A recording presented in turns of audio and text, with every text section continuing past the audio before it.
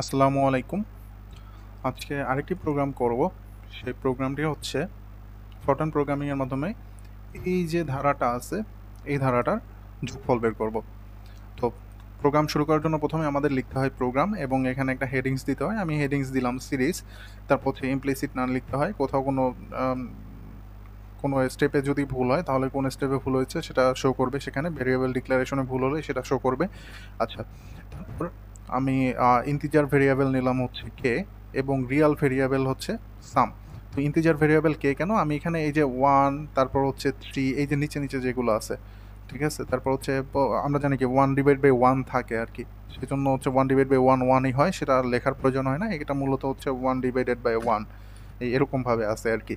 তো এই ওয়ানটা তো আর লেখার প্রয়োজন হয় না, সেজন্য আমি ওটা ওখানে লিখে নিই। তো প্রথমটা কত ছিল, প্রথমটা ছিল ওয়ান, তারপরে কত থ্রি, তারপরে ফাইভ, তারপরে এরকম আস্তে আস্তে সামনে যেতে থাকবে 25। তাহলে আমি এখান থেকে দেখতে পারতেছি যে প্রথমটা ছিল ওয়ান নিচে, মানে এখানে হরে, তারপর হচ্ছে তারপরেটা ছিল হচ্ছে থ্রি। তাহলে এখানে পার্থক্য কত, এখানে পার্থক্য হচ্ছে দুই, দুই করে হচ্ছে বৃদ্ধি পাচ্ছে, এরপরেটা হচ্ছে ফাইভ নিচে, এরকম করে 25 পর্যন্ত আছে। তো পার্থক্য দুই করে বৃদ্ধি পাচ্ছে। তো আমার ইনিশিয়ালটা কত ছিল, ইনিশিয়ালে ছিল কিন্তু ওয়ান, ঠিক আছে। তো এটা one divide by one is equal to ওয়ানই হয়, সেটা আর লেখার প্রয়োজন হয় না, এরকমভাবে লিখলেই হয়। আচ্ছা, তো আমি এখানে কে এর ইনিশিয়াল টার্মটা ডিক্লেয়ার করে দিচ্ছি। কে হচ্ছে এটা, কে এর ইনিশিয়াল টার্ম হচ্ছে ওয়ান। আর সাম হচ্ছে কোনো সংখ্যায় যখন আমরা কোনো কিছুই যোগ করবো না তখন জিরো, সেই জন্য ইনিশিয়াল সামটা হচ্ছে জিরো আমি দিয়ে দিলাম। কিন্তু এখানে সামটা আমরা রিয়ালে কেন নিলাম, রিয়েল নাম্বারে কেন নিলাম, কারণ হচ্ছে এখানে ভগ্নাংশ আসবে, ভগ্নাংশ না আসলে আমরা পূর্ণ সংখ্যাই নিতে পারতাম, যেহেতু ভগ্নাংশ আসবে এটাকে আমার রিয়ালে নিতে হবে।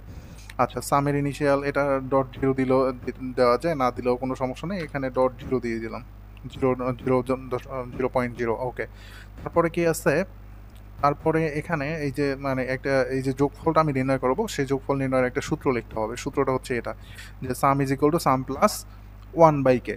তো sum plus one by K এটা যদি আমি করি তাহলেই হচ্ছে আমি এখানে পাবো, মানে আমার যোগফলটা পাবো। কিভাবে পাবো, প্রথম প্রথম ধাপের জন্য কি হবে, সাম জিরো, তার সাথে যদি আমি ওয়ান বাই কে করি, কে এর মান আমি কত জানি, কে এর মান ওয়ান, তাহলে one plus one by zero plus one by one, তাহলে আমরা ওয়ান ওয়ান দ্বারা ভাগ করলে ওয়ানই পাই। সুতরাং zero plus one is equal one, অর্থাৎ প্রথম ধাপটা। আচ্ছা, তার পরবর্তী ধাপে আমি কি করব, আমি পরের মানটা কে এর মানটা পাওয়ার জন্য আমি কি করব, K is equal to K plus two লিখবো। তাহলে আগে কে এর মান ছিল ওয়ান, সেই ওয়ানের সাথে টু যোগ করলে থ্রি, এই যে থ্রি পাচ্ছি। তারপর এটার সব কিছু কমপ্লিট করে এখানে যখন আবার ফেরত আসবে তখন হচ্ছে কে এর মান আবার এক করে বৃদ্ধি পাবে, আর দুই বৃদ্ধি পাবে, তাহলে তারপর হবে আবার ফাইভ, এরকমভাবে সামনে আগাতে থাকবে। তো এখন সর্বশেষ মানটা কত, কে এর মান হচ্ছে 25। কে এর মান যদি আমি এখানে এই যে মানে 25 পেলাম, 25 যদি পাই বা 25-এর সমান যদি পাই, তাহলে আমি কি করব, এটা চলে যাব। কারণ এটা চলে যাব কেন, কারণ হচ্ছে কে এর মান 25 যখন পাচ্ছি, তো আমার কে এর মান তো ছিল 23, 23-এর সাথে 2 যোগ করার পরে তারপর হচ্ছে 25 এখানে নিচ্ছে, তাই তো। সেই জন্য আমি ওই পর্যন্ত নেওয়ার জন্য এইটুকু আমি যাব। তো এটা আবার ফেরত যাব, মানে এই জন্য এটা বলছে যে if k less than equal 25 go to 10, তাহলে মানে হচ্ছে 25-এর ছোট বা সমান যদি হয় কে এর মানটা, তাহলে কি করব, আবার এই যে এই লাইনে ফেরত যাব, এই লাইনে ফেরত গিয়ে আবার ধাপটা কমপ্লিট করব। যদি 25-এর থেকে বড় হয়ে যায় সেটাকে আমরা আর এখান থেকে নিচ্ছি না, এখানে এটা এটা নিচ্ছে না, না নিয়ে কি করবে, সে আউটপুটে প্রকাশ করবে। আউটপুটে এখানে ডিজাইন করে দিলাম যে সাম ইকুয়াল, তারপর হচ্ছে এইটা আউটপুটে আমি প্রকাশ করতেছি, সেই জন্য এটাকে দিলাম, তারপর স্টপ এন্ড প্রোগ্রাম। আচ্ছা, প্রোগ্রামটা যদি আমি রান করি তাহলে হচ্ছে আমার ফলাফল এরকমভাবে চলে আসবে, অ্যাকুরেট ফলাফলটা, এই যে এটা হচ্ছে আমার ফলাফল। আচ্ছা, আমি যদি একটু ছোট করে প্রোগ্রামটা দেখতে চাই তাহলে হচ্ছে এই দুইটা টার্ম যদি যোগ করি, তাহলে হচ্ছে একের সাথে যদি one plus one divided by three যদি যোগ করি, ওয়ান ডিভাইডেড বাই থ্রি আমরা জানি যে 0.333, এবং সাথে ওয়ান যোগ করলে হয় 1.333। ওকে, আমরা দেখি এখানে থ্রি দিয়ে যে আমাদের প্রোগ্রামটা ঠিক আছে কিনা।